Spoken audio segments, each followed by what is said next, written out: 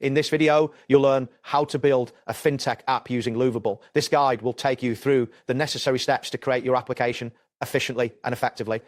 Begin by navigating to the Lovable website, open your preferred web browser and type in the URL for Lovable. Once the page loads, you should see an interface welcoming you to the platform. This is where the process of building your fintech app will commence. Next, look for a message that states, "Got an idea?" This prompt is typically located on the homepage. It indicates that you are in the right place to start your project. After confirming this, you can proceed to the next step. After that, locate and click on the home option. This button is usually found in the navigation menu at the top of the screen. Clicking on it will refresh the page and ensure you are on the main dashboard, which is essential for the next actions. Type "Create a fintech app" into the search bar prominently displayed on the home screen.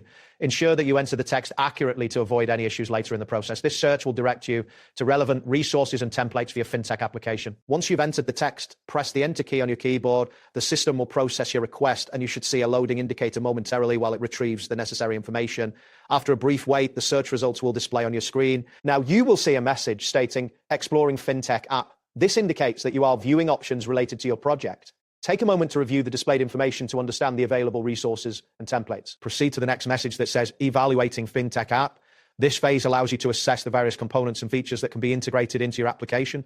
Familiarizing yourself with these options is crucial for your development. You will then encounter a prompt labeled "Reviewing Fintech App Components." At this juncture, it is important to carefully examine the components available for your app. This step helps you in making informed decisions about what to include in your application. Next, you will find another message indicating "Reviewing Fintech App and Components."